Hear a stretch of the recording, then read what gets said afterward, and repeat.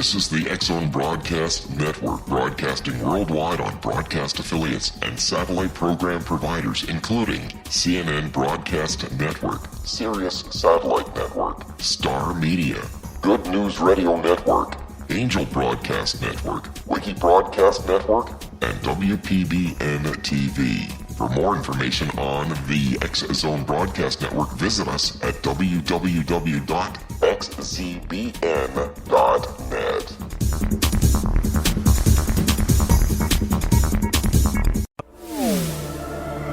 The X-Zone Radio Show with Rob McConnell is largely an opinion talk show.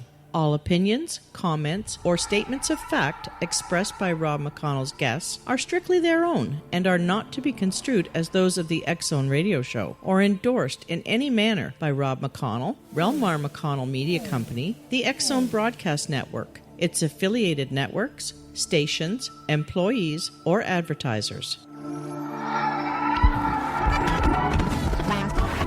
All Hit Radio.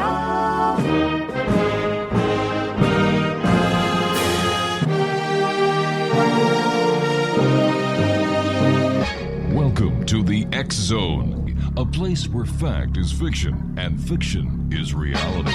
Now, here's your host, Rob McConnell.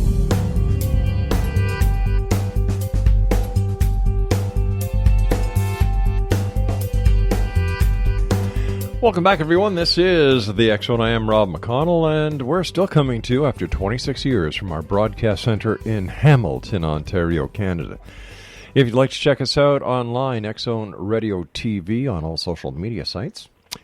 And our website for the radio TV show is xzoneradiotv.com. And for our network, where you can find out all about the X-Zone, the other shows that we have, 724-365, or 24/7 365, or whatever combination of those three little instances you'd like to put together, www.xzbn.com. We're also on Radio X across Europe and around the world on Talkstar Radio. To thine own self be true, Romeo and Juliet, and a plethora of other classicals that we had to learn in high school. The Merchant of Venice being another one.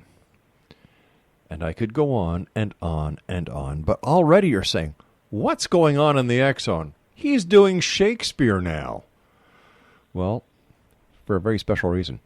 My guest this hour is a young lady who is has got a very interesting book out. It's called Shakespeare Suppressed. Katherine, how do you pronounce your last name? Chiljan, Katherine Chiljan. Katherine Chiljan is our guest. And Katherine is basically looking at hidden history, Exonation. It's pretty obvious from the title of her book and the little examples I gave you of my massive knowledge of Shakespeare. Yeah, I failed it in school, gang. Who was this major literary figure? Do we really know? The mainstream historians want us to believe the biography they have presented to us. However, the profile of this great author doesn't match the biography of the man from Stratford. Not Stratford, Ontario either. Stratford, Ontario. What was the name of that young guy, that singer? Oh, it'll come to me anyway. This is going to be a very interesting hour, Exonation. So joining me now is Katherine Chiljan. Did I say it right, Katherine? Chiljan. Chiljan. Chiljan. Yeah. All right. Chiljan. Chiljan, right. Chile in January. All right. So Chile in January. So here's Katherine Smith. No, just kidding. Thanks very much for joining us all the way from San Francisco. Beautiful city. My pleasure. And tell us a little bit about yourself first.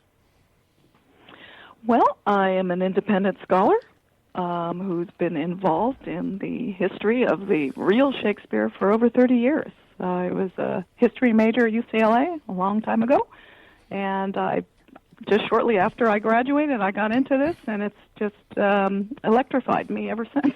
Wow. And by the way, my producer, Craig, on the other side of the glass, whispered in my ear, Justin Bieber is from Stratford, Ontario, and, of course, William Shakespeare was from Stratford in England, right?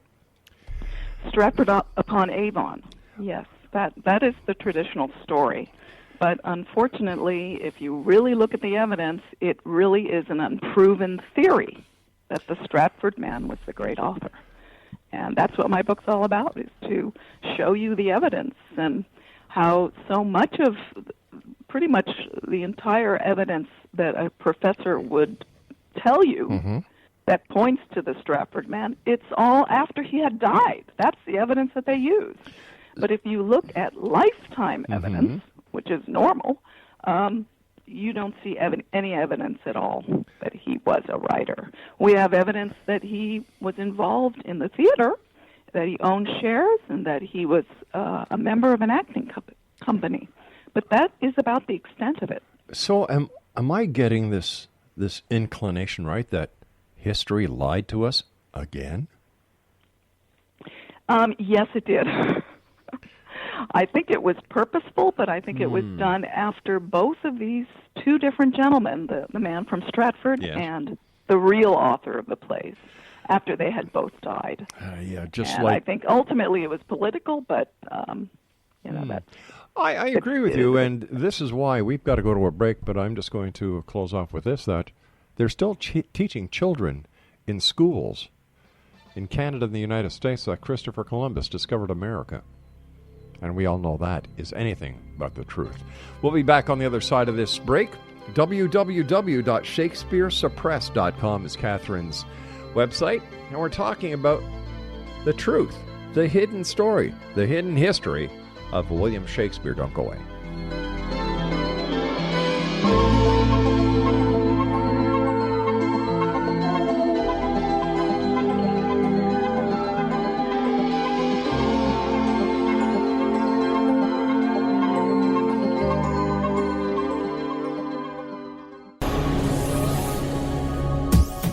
This is the X-Zone Broadcast Network, broadcasting worldwide on broadcast affiliates and satellite program providers, including CNN Broadcast Network, Sirius Satellite Network, Star Media, Good News Radio Network, Angel Broadcast Network, Wiki Broadcast Network, and WPBN TV. For more information on the X-Zone Broadcast Network, visit us at www.xzbn.net.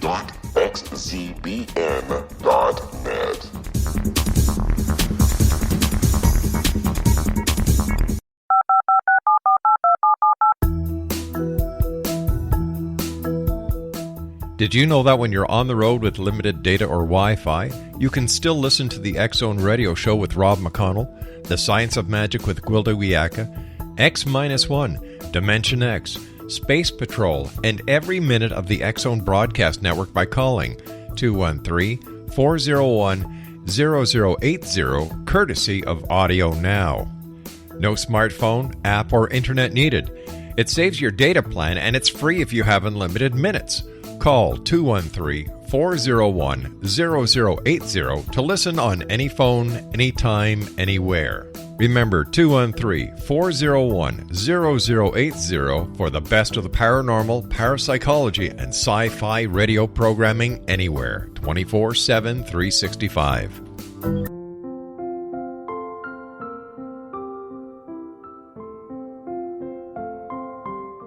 I am Dr. Carl O'Helvey, founder, president of a new cancer foundation focusing on evidence-based physical, mental, and spiritual interventions, including natural cancer cures, prayer, meditation, affirmations, nutrition, and other related holistic cancer prevention and cure modalities.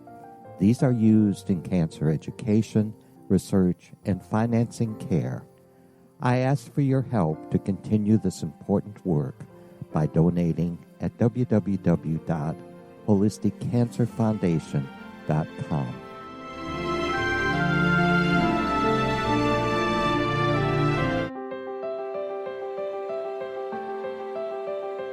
Wouldn't you love to know the secret to everything? I'm Dr. Kimberly McGeorge, and on The Secret to Everything, we will merge the practical with open investigation into all realms of the mysterious. We will talk to cutting-edge alternative health practitioners, those who inspire and motivate you in business and life, And of course, we will share stories of the paranormal, conspiracy, and cryptozoology. You will transform because of the frequency I carry, the frequencies my guests carry. Life may never be the same after you listen to this program, for the secret to everything is for you, the listener, for those who desire more in every area of their lives and believe that it can still be found. Listen and discover thesecrettoeverything.com.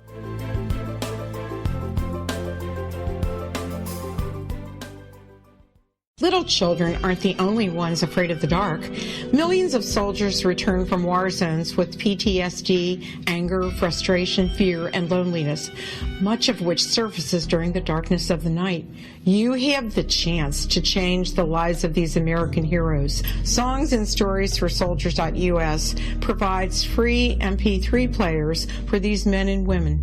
With a list of 3 million songs in 16 different styles, 100,000 audiobooks, and 30,000 old-time radio programs, every veteran can find something to soothe and comfort them at no cost. All our players contain an 8-hour audio program designed to help veterans fall asleep. With 1,500 plus vets now participating, it's our goal to deliver 10,000 audio players this year. Go to our website at songsandstoriesforsoldiers.us.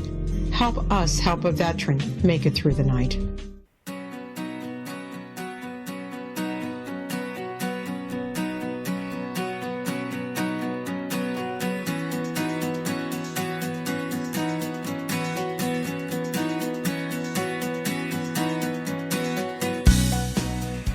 All right, Exo Nation. My guest this hour is Katherine Chiljan. And we're talking about the suppressed truth about, you've got it, William Shakespeare. Her website is ShakespeareSuppressed.com. That's ShakespeareSuppressed.com. All right, what do we know about not the guy that they want us to know, but the real Shakespeare, the Shakespeare that you investigated and that you're bringing to light? How different is one from the other? Well, the first one would be the breadth of his knowledge. He had an incredible amount of knowledge. He knew several languages, modern languages, classical languages. He knew medicine. There's over 600 medical references. He knew astronomy. He knew botany. He knew the law, plant, so many things. And that is indicative of somebody who was greatly educated, right? He had to have gone to university. Like, for example, the subject of rhetoric is only taught at university level during that period. We're talking 16th century. It was not at the local grammar school. So he had to have been someone who had such access. And yet, when you look at the education of the Stratford man, all they say is that he had a grammar school education, that he probably left school when he was about 13 to go into the trade of his father. That's a big disconnect from the very beginning. Is it possible that he was self-taught? It's possible. However, they didn't have public libraries back then. So if you were somebody who showed great knowledge and promise and genius, there were such things as, like a form of scholarships, or you could have a patron that would sponsor you. But as far as we know, there is no known person who's come forward, that we found in history that he was associated with, other than the Earl of Southampton. But he was the one person that Shakespeare made a dedication to. But there's no evidence that the two knew each other. So it's problematic, to say the least. Another reason that would indicate a disconnect is that there was a lot of politics in the Shakespeare plays. Like, for example, in Hamlet, the character Lord Polonius, he was a counselor to the king. And it's accepted by many historians that was a lampooning of the High Counselor at the time in Queen Elizabeth's court, Lord Burleigh. Now, how can you get away with lampooning such a powerful person and not be prosecuted? And there's no evidence that Shakespeare was ever prosecuted. And yet you have other writers like Samuel Daniel and Thomas Nash and Ben Jonson who were all prosecuted for writing some of their plays. So that's another disconnect right there. Well, is it possible that the person who we call William Shakespeare was actually a pen name that was used by a number of different people, each having an expertise in this specific craft? Well, you are correct that William Shakespeare was a pen name. I do see a common voice in all of the Shakespeare plays, so I don't quite, go for that theory. If you look at the name, how the name was hyphenated, almost half of the time that you saw it in print during the 16th and 17th century, it had a hyphen between shake and spear. It's a descriptive name, spear shaking. And that was a common expression back then because of, they used swords back then, That's right, not just guns. And so that's a hyphen is not enough to say, okay, that's a pen name. You have to look at what we know about the great author, which amounts to very little. I mean, we don't have any manuscripts written in the hand of William Shakespeare or letters. We don't have any payments to Shakespeare. We don't have any notice of his death. Things like that. No one claimed to have known him while he was alive. So when you look at all these zeros, and then you can say, okay, and the name had a hyphen, then it makes sense that this really is a pen name. You see, even in today's media, for example, there are groups of people who will write TV series, and they'll use a pen name of one person, but it's actually the work of many people behind the scenes. And I'm just wondering if this is what happened in this case. Like I said, it is possible, but I don't think so. So give me your hypothesis. Well, you see, some Shakespeare professors today will tell you that he partnered with some other writers of the period. And the reason they do that is because Shakespeare wrote so many plays in a relatively short amount of time. So to give him a little slack, in my opinion, they're trying to make him partners with other people. That was not the case. The real case is that the great author was writing decades earlier than the Shakespeare professor will tell you today. He was writing in the 1560s and 70s and 80s, and you ask the professor, and he'll say Shakespeare started writing in the 1590s.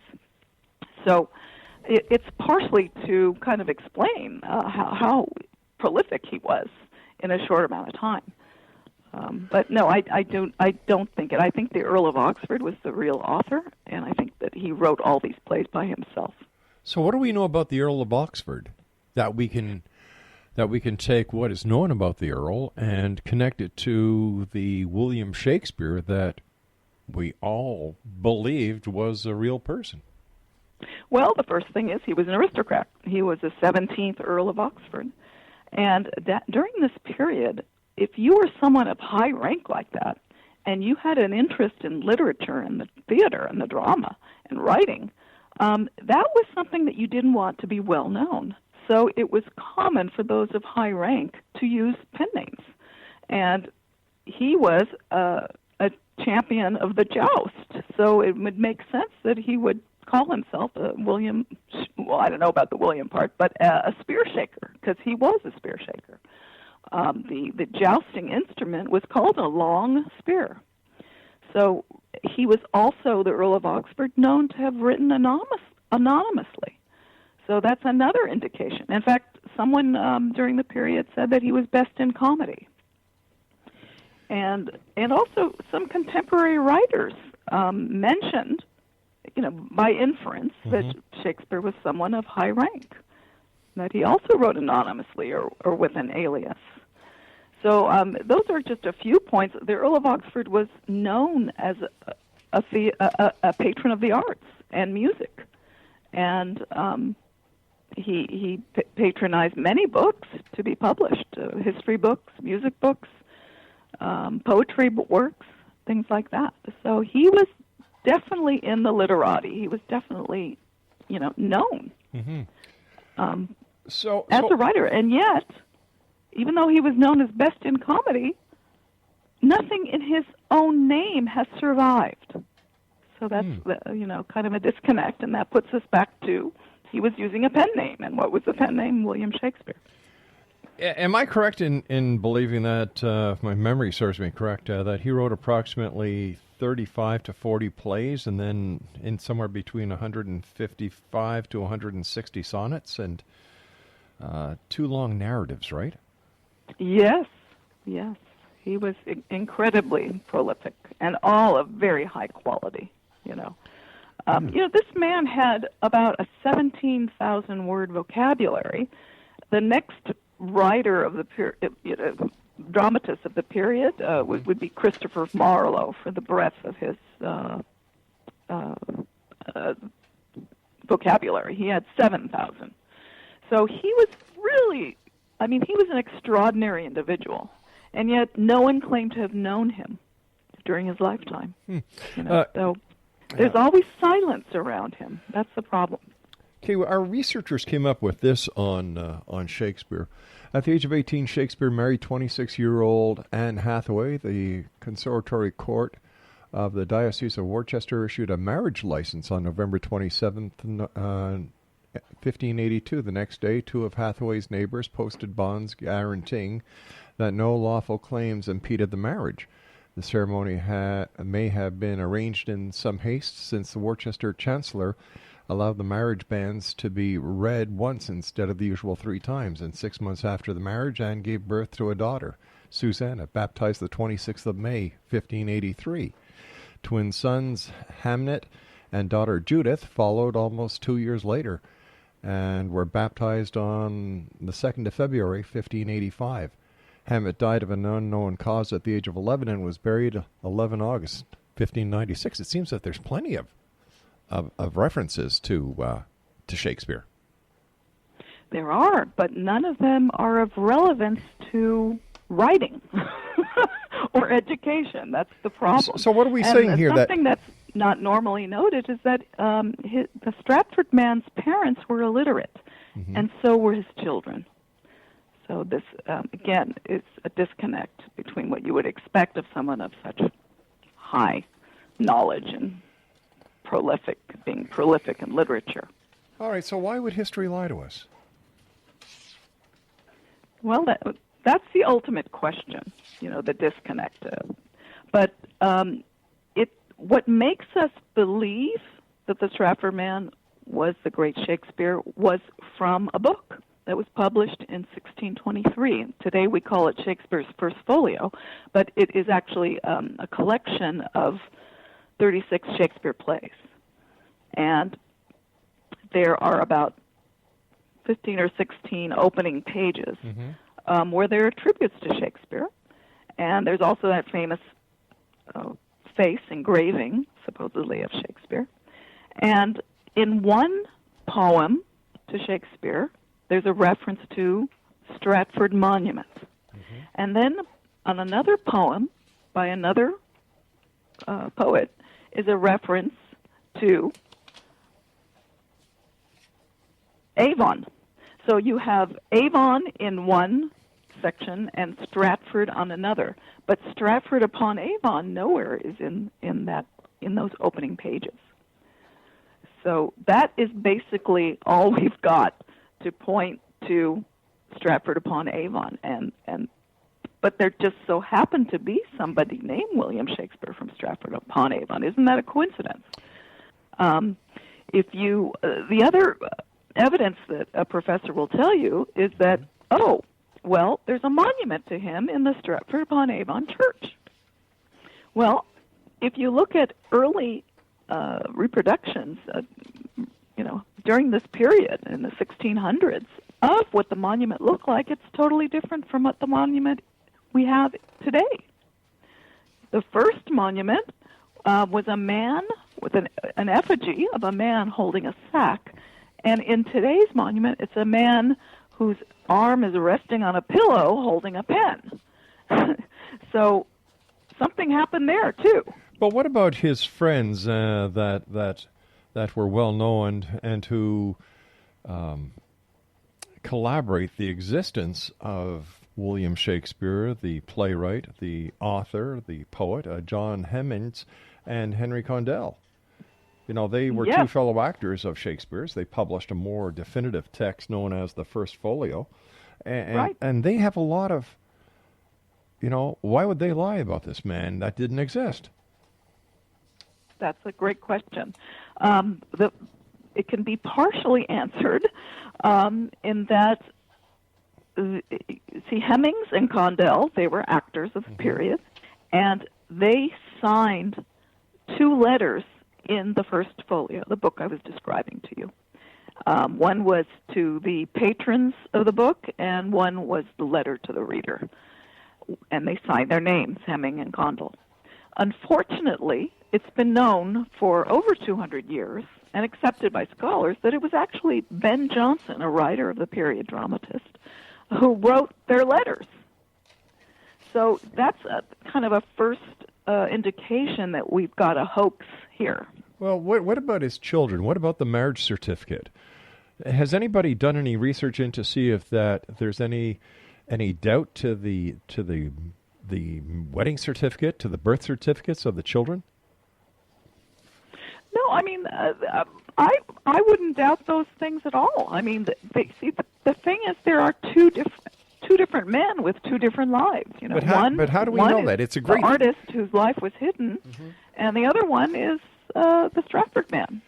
You know, conspiracy theories are always fascinating, but what we find in every conspiracy theory is it's just a theory, because there are no direct ties in this theory to say beyond a shadow of a doubt, unless I'm missing something here, that the William Shakespeare that we know about and that history teaches us about is not the person who he was.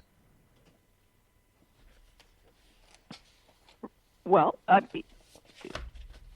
it's really an unproven theory, as I mentioned, because the only evidence that we have of writing or education happened, anything tying that to the Stratford man happened after he died.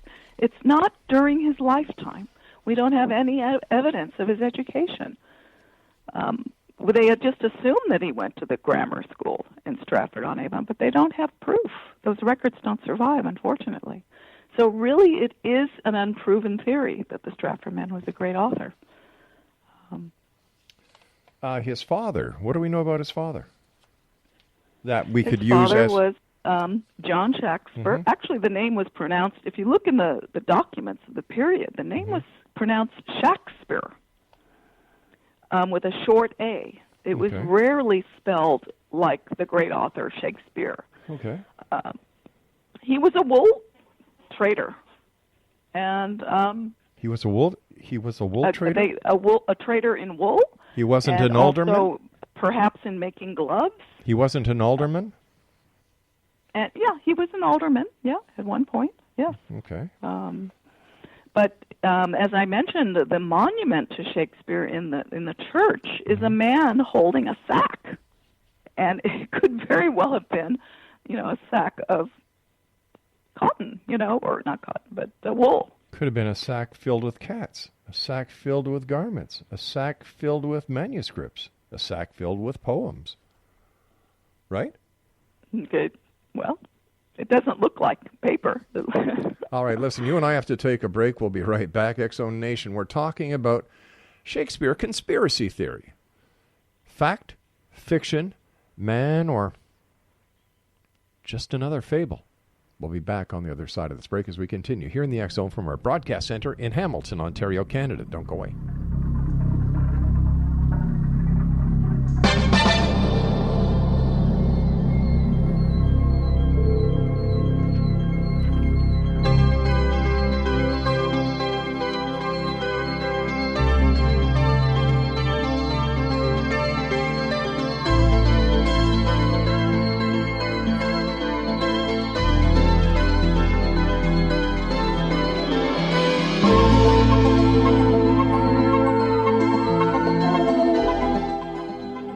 Hi everyone, Rob McConnell here, and I wanted to spend a moment on internet streaming. Everybody has heard about internet streaming, but not many know much about it. Did you know the internet streams just about everything? Movies. From new releases to old classics. TV shows. Almost every show, every episode, and much more. But the question has always been, how do you do it? Well now, thanks to the folks at 123 Ready TV, I have the answer for you. They have developed a simple program app, 123 Ready TV, that you install on your Windows PC, Android smartphone, or Android tablet that can have you streaming like a pro in less than 5 minutes. You truly won't believe how much is available or how easy it is to do until you try. And for a one-time cost of only $19.99, this product is a real winner. To learn more about 123 Ready TV, visit our website at www.xzbn.net.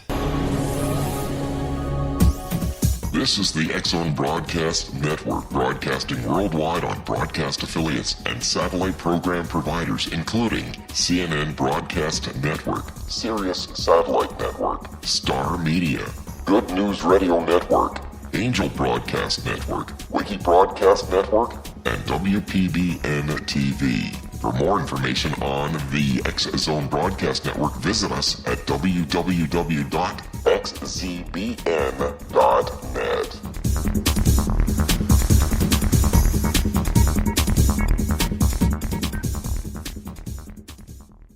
How would you like to be able to read other people's minds? Well, the next best thing is here. When you know how to read a person's name, you know how the person thinks, feels, and behaves.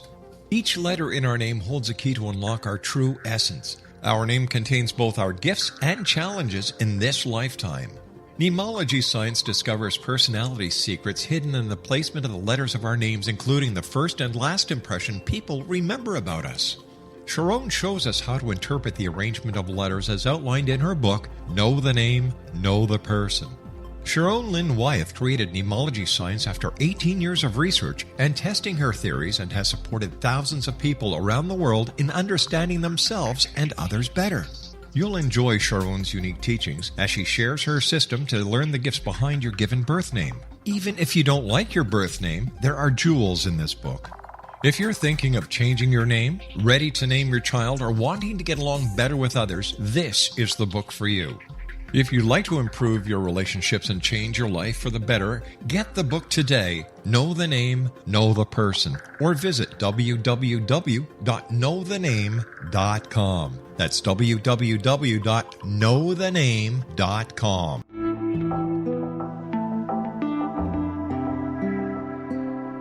Take a step back in time and discover old Florida cuisine at Marsh Landing Restaurant in Fellsmere, Florida. Enjoy delicacies such as frog legs, gator tail, catfish, and swamp cabbage, or enjoy the more traditional cuisine such as hand-cut Angus steaks, ribs, and seafood. Join us for breakfast with a southern flair featuring sweet potato pancakes, biscuits and gravy, and much more. Planning a party? Marsh Landing's private dining rooms can accommodate groups from 8 to 80 people. While you visit, enjoy the historic pictures, artifacts, and stories that line the walls. Marsh Landing is truly a unique experience. Marsh Landing Restaurant, 44 North Broadway in historic downtown Fellsmere, or visit marshlandingrestaurant.com. Marsh Landing, old Florida cuisine at its best.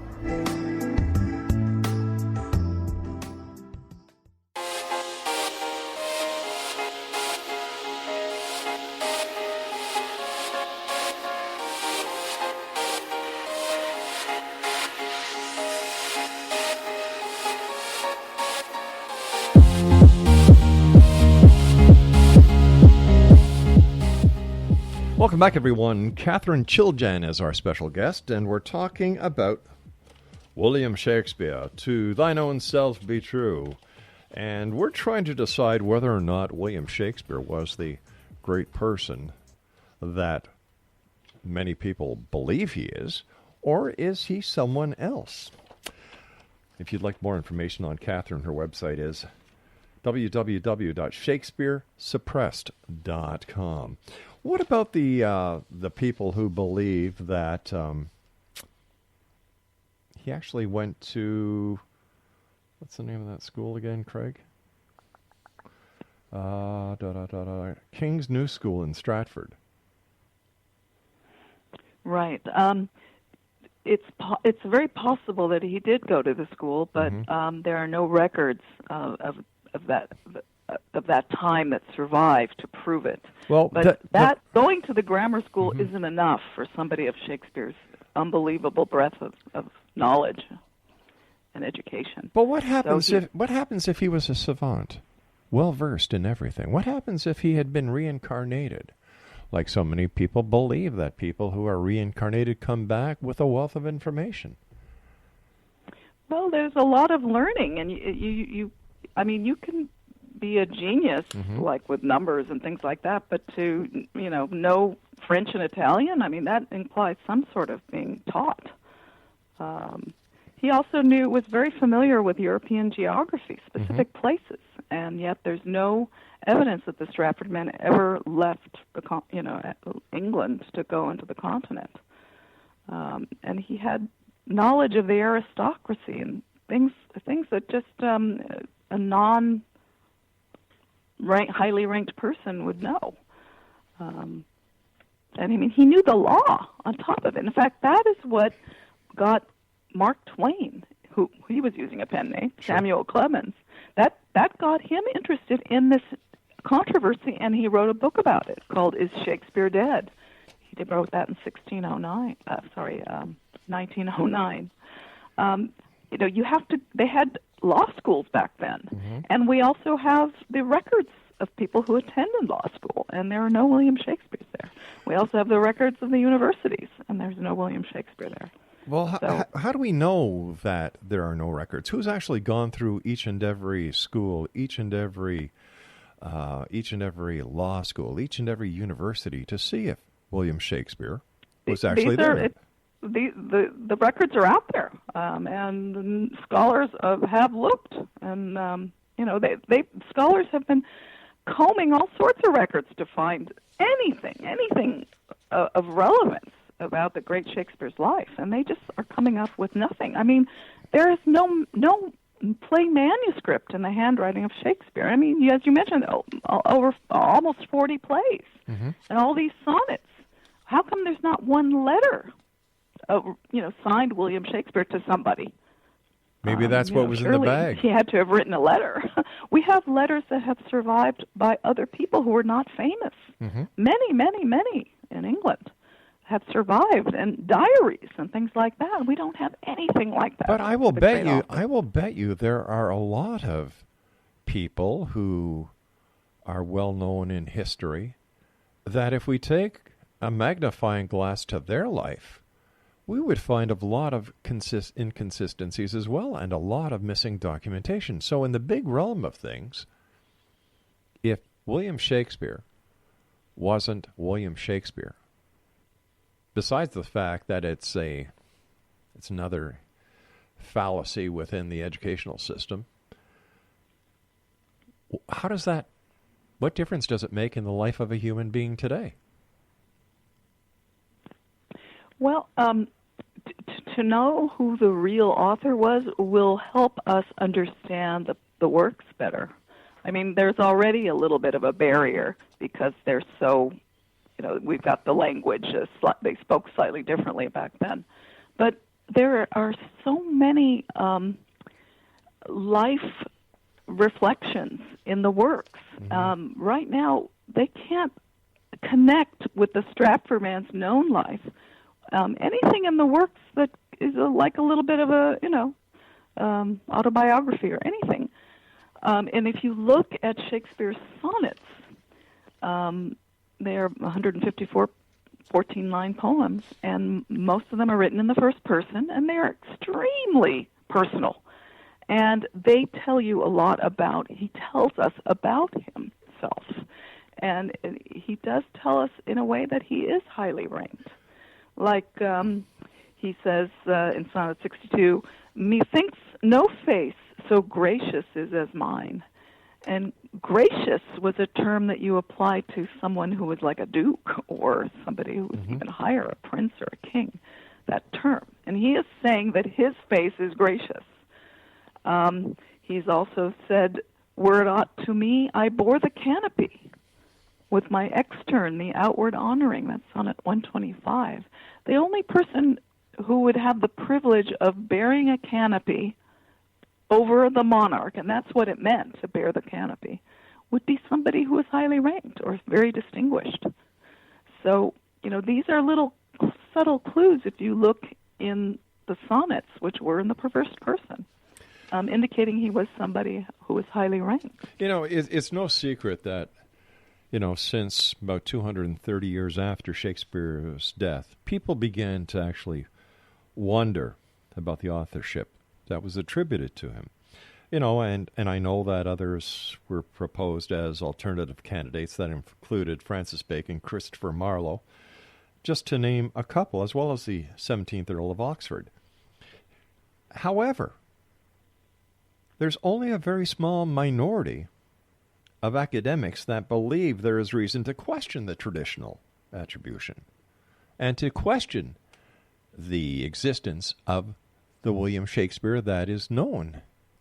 So I don't understand the importance if there's only a very small minority that are still questioning if it was William Shakespeare or not.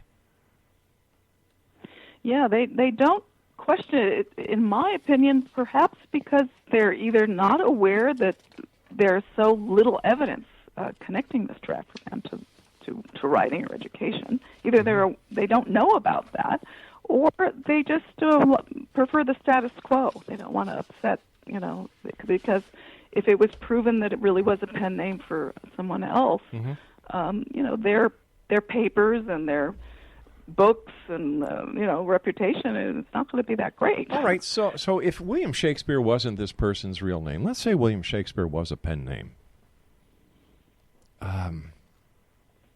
There are other authors out there, even to today, that use pen names. And just like you said, Mark Twain was a pen name. And my question is, what difference does this make? Well, we're going to understand the works so much better if we have the real author. We have a real biography. If you accept the Earl of Oxford, he's got a fantastic biography that fits the profile of the great author to a T. And he went to Cambridge when he was 8 years old. He really was a child prodigy. Sure. His father, he grew up with a troupe of actors. His father had actors. Okay, he was involved in the theater. I mean, we have all that. All right, so if you're saying that we don't know very much about the real William Shakespeare, and this is what we're saying, right? Right? We don't. Yes. Okay. If you're looking at the Stratford man, we have very little. Okay, so we have the theater or writing or education. We have very little to go on. Does that mean it's not real? Does that really mean that he did not exist? Does that really mean? Just a sec here. Does that really mean that this person is not who we believe it is because we cannot find the information? Yes. We're talking 300 years ago. But we do have many, many records of that period that have survived, and there should have been something. And I'm sure there are many, many records that did not survive. That's true, too. So what proof? I'm not talking. Just a sec. I'm not talking. The problem is. Oh, wait a second. That, Hold on here.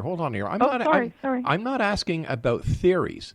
I'm not asking about possibilities. I'm saying what proof, what physical evidence is there that the William Shakespeare of Stratford is not the William Shakespeare of Stratford that we think we know?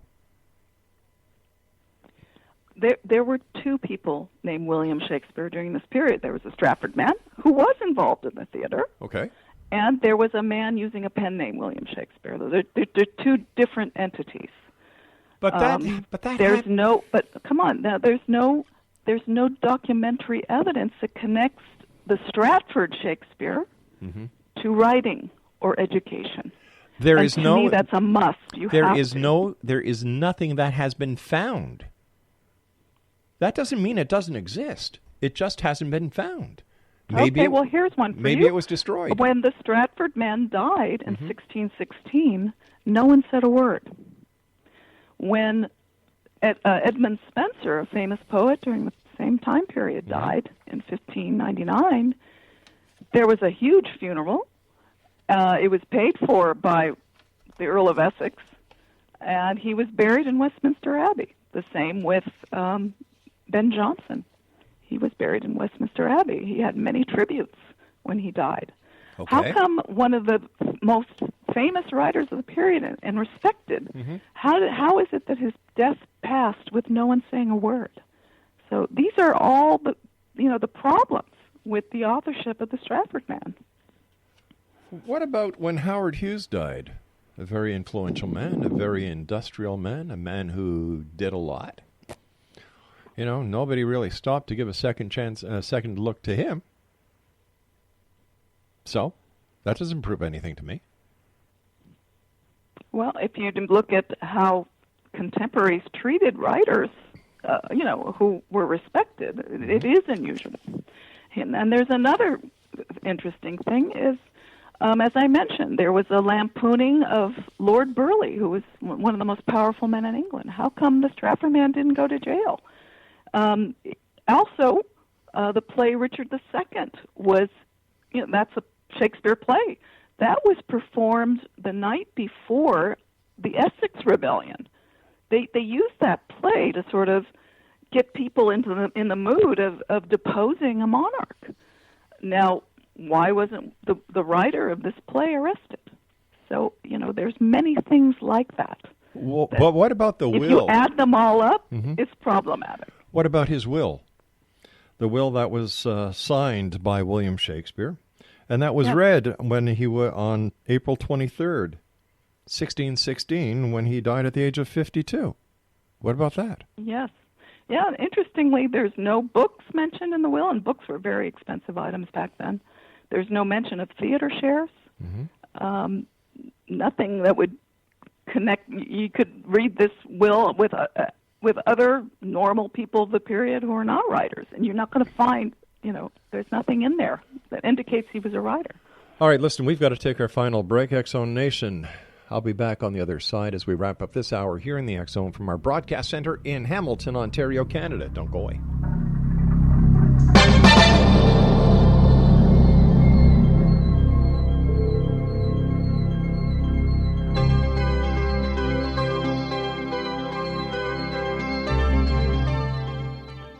Hi everyone, Rob McConnell here, and I wanted to spend a moment on internet streaming. Everybody has heard about internet streaming, but not many know much about it. Did you know the internet streams just about everything? Movies. From new releases to old classics. TV shows. Almost every show, every episode, and much more. But the question has always been, how do you do it? Well now, thanks to the folks at 123 Ready TV, I have the answer for you. They have developed a simple program app, 123 Ready TV, that you install on your Windows PC, Android smartphone, or Android tablet that can have you streaming like a pro in less than 5 minutes. You truly won't believe how much is available or how easy it is to do until you try. And for a one-time cost of only $19.99, this product is a real winner. To learn more about 123 Ready TV, visit our website at www.xzbn.net.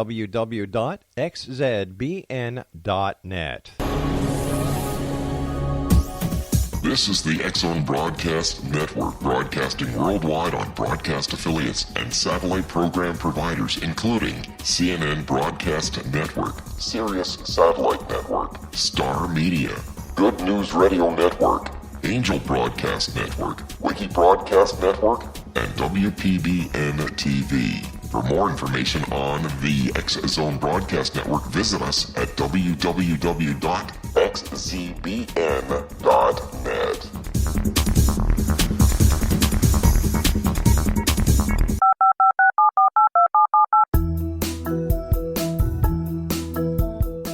Did you know that when you're on the road with limited data or Wi-Fi, you can still listen to the X-Zone Radio Show with Rob McConnell, The Science of Magic with Gwilda Wiyaka, X-1, Dimension X, Space Patrol, and every minute of the X-Zone Broadcast Network by calling 213 213-401-0080, courtesy of Audio Now. No smartphone, app, or internet needed. It saves your data plan, and it's free if you have unlimited minutes. Call 213-401-0080 to listen on any phone, anytime, anywhere. Remember, 213-401-0080 for the best of the paranormal, parapsychology, and sci-fi radio programming anywhere, 24/7, 365.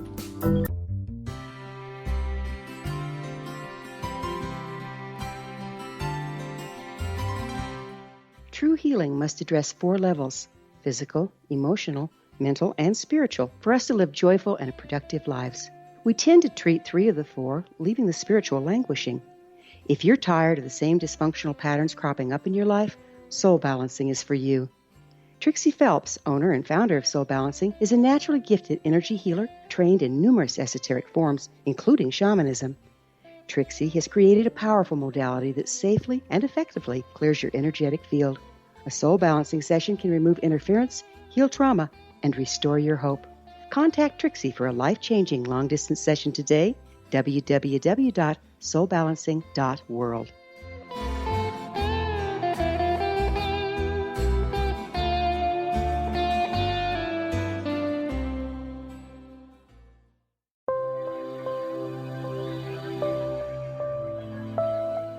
There's a legend shared by many indigenous cultures of a time when the nations were cast to the 4 corners of the world. Each nation was given a body of sacred knowledge that held a different portion of the truth to preserve. True reality could not be known until all the nations reunited, combining the information. If a single one was missing, the world could not be reborn and darkness would prevail. The Science of Magic Radio is dedicated to reuniting the sacred knowledge. With the understanding, none of us has all the answers, but together we can open new perceptions and possibilities. Through our combined vision, the world can be reborn into a place where darkness no longer prevails. Join me, Gwilda Wiyaka, and the Science of Magic daily on the X-Zone Broadcast Network, xzbn.net, or visit us at thescienceofmagic.net.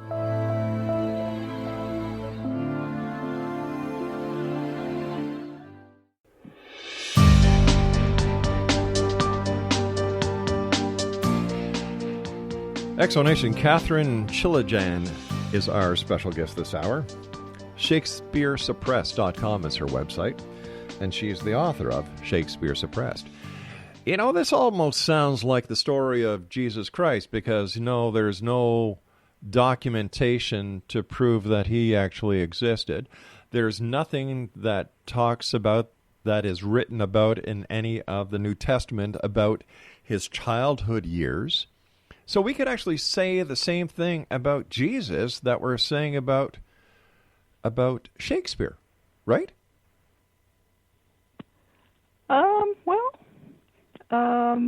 Yeah, in some ways, but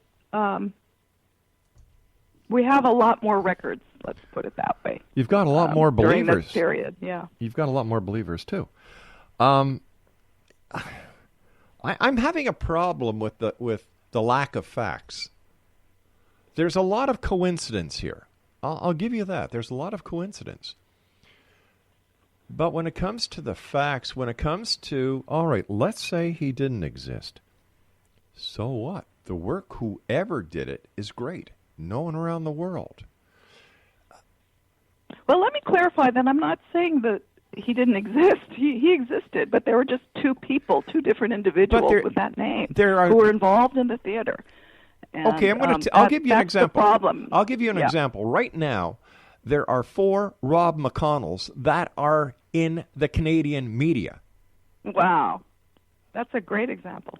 Okay, yeah. So, and yet, I talked to one of them on the phone. I don't know the others. We're not related. They live in different parts of Canada. But I am Rob McConnell.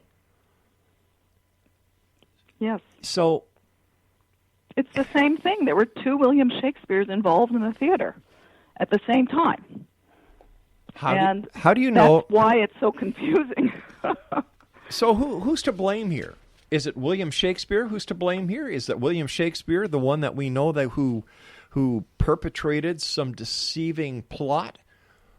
What's the end game Yeah, here? What's well, the point? it's a combination. The great author, being a man who was highly ranked, you don't want credit during your lifetime. Mm-hmm. So that was the reason he was silent during his lifetime. But after one's death, if you had works to publish, it would be okay to do that if your family, wanted to, chose to. And that was the perfect opportunity. But maybe the family, for some reason, they didn't do this. Maybe for the family, Earl of Oxford. Maybe the family sold the rights to the plays, and the family, for some reason, maybe they needed money. I don't know, but we can see the same. There's also the fault on the Stratford man's family too, and his neighbors. But why didn't they say that he was the great author? Why didn't they mention it? Why didn't they make reminiscences? Maybe they didn't want to. Maybe that was one of the wishes that he wanted. He didn't want this extra hoopla. I don't know, but we can say the same thing about many other characters in history. Many others. But you also have to look what contemporary writers were writing about the great author during this time period, his contemporaries. And they were saying by inference, and this is a whole chapter in my book, that he was a man who was highly ranked, that he wrote anonymously, that he wrote as a hobby, that by praising him will stain his name, that he was dead by 1605 to 1609. We have several references. So we do have to look at what people in the know, who are, in the writing world, said about him. Here we are in the year 2017, and people still believe that Elvis is alive. People still believe that John F. Kennedy is alive in a bunker in the White House. So a conspiracy theory, it's a belief based on a hypothesis, not based on fact. Well, my book gives facts, fact after fact. Well, give me some facts. Give me some facts. I haven't heard any facts yet. Here's one. In 1640, a book of Shakespeare poems, and this is, decades after the Stratford man had died. Yeah. And there was the well-known image of an engraving of Shakespeare that we would know, and they reproduced that image, and underneath it, there was this line, and it says, "This shadow is renowned Shakespeare's," with a question mark. "The soul of the age," with a question mark. Okay. So this is someone in 1640, not too long after the Stratford man had died, questioning the man in the first folio, that image, that is really the author? So it's not just the last 200 years. There's been questioning since 1640. So where's the proof?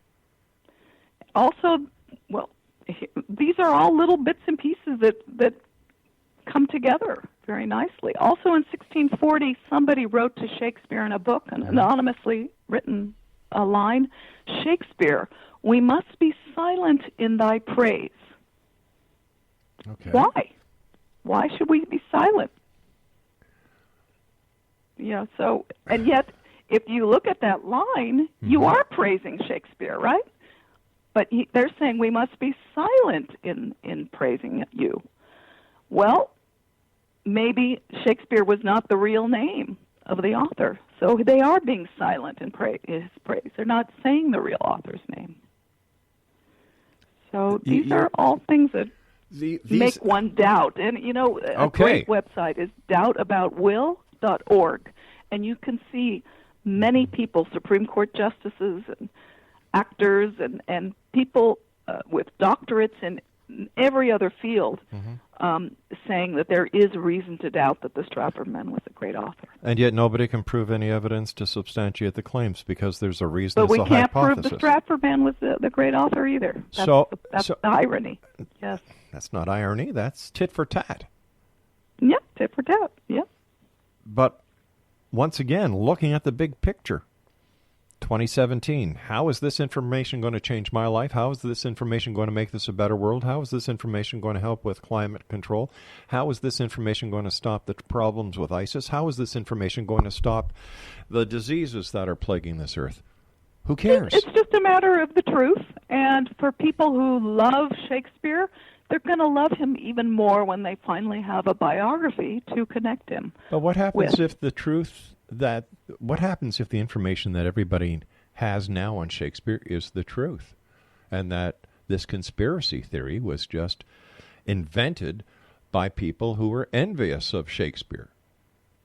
Well, I mean, it's the predominating theory right now, so no one's going to get hurt. Well, it's a theory that, according to statistics, isn't shared by very many people in academia. It is shared by people. It's just it's shared the by people people in the English departments. They're the ones